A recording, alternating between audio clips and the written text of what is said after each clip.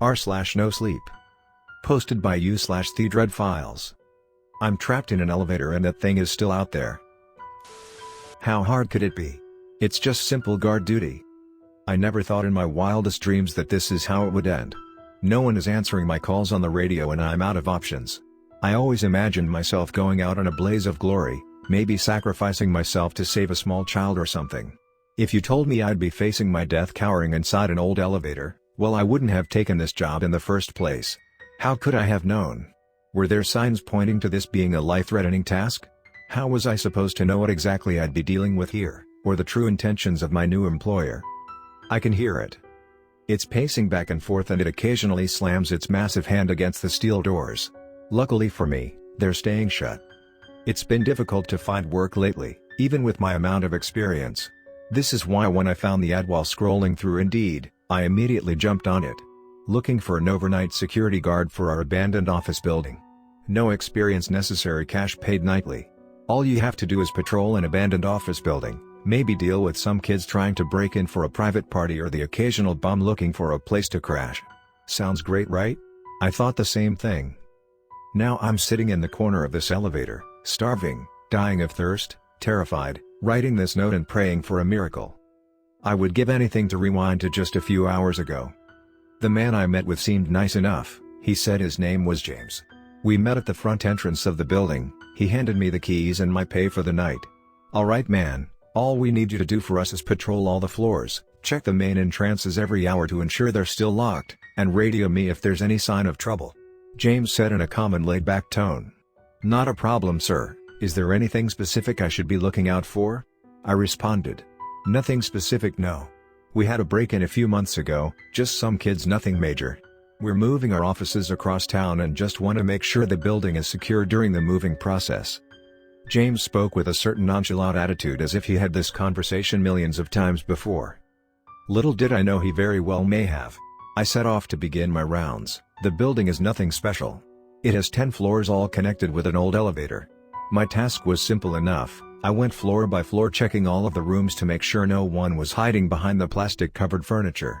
It seemed like such a nice older building. I wondered why they were moving. Before I knew it, the clock struck midnight and I decided to sit down for a coffee break. James called me over the radio to ask for a status update. "Everything is good over here, sir. No sign of activity at all," I replied quickly so I could get back to my coffee. "Glad to hear it.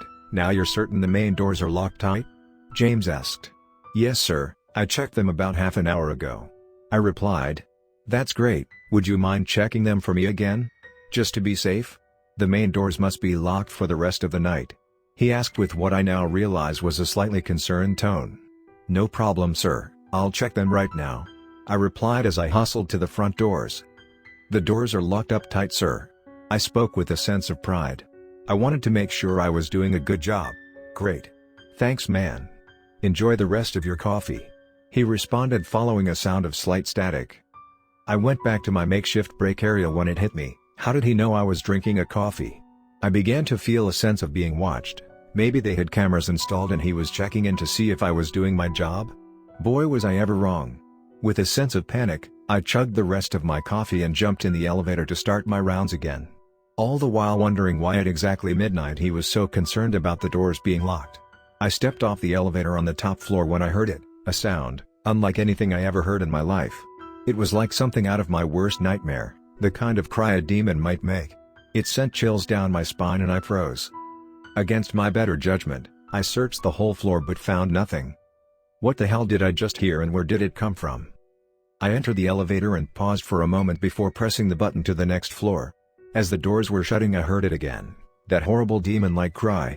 1 second after the doors shut tight, there was an ungodly loud bang that shook the whole elevator as it descended. I fell over with the impact and braced myself. I thought for certain the elevator cable was about to snap. Once it reached the next floor, I jumped out of the door, looking back expecting the elevator to plummet, but it never did. What just happened? I took the radio in my hand. "Excuse me, sir, are you there?" There was no answer. "James, are you there? Something very strange just happened." Still no answer. I'll continue my rounds, but I think the elevator may need servicing. I thought that the noises I heard were all in my head and that the elevator was malfunctioning. If only I could go back. I'll tell myself to head for the front door right then and there. Not that it really would have made a difference at that point, they were locked up tight after all. I went through the next floor with no issues. I thought it was all in my head. I wish it was all in my head. I reluctantly entered the elevator to continue to the next floor. This would be my last moment of peace. I started patrolling the floor all while still feeling as if I was being watched. I tried to radio James again, with no luck. I turned down the last hallway while looking at my phone trying to get a signal. When I looked up, I was met with the glare of the horrifying beast that now stood before me. It let out a horrifying demon-like cry, the one I had heard before, and I was frozen in fear. It slowly started walking towards me. It walked like an oversized gorilla, with massive hands, a long body, black greasy fur, and long sharp teeth that were covered in blood. It was unlike anything I'd ever seen before, even in my darkest nightmares. It was about 10 feet away from me when I finally regained my composure and ran. I ran faster than I ever had before. It charged and went through the wall behind where I was frozen. I pressed the call button as the beast regained its composure and charged again. The doors opened, I threw myself in and they closed at the last possible second. The beast banged its massive hands against the doors as the elevator descended. I immediately pressed the emergency stop. I was certain that thing would be waiting for me on the next floor. I tried my radio again. James, are you there? James, this is an emergency. Something is in here with me. I need help. I yelled in a panic. I was met with nothing but silence. I stood terrified for about an hour before I decided I needed to try and get out.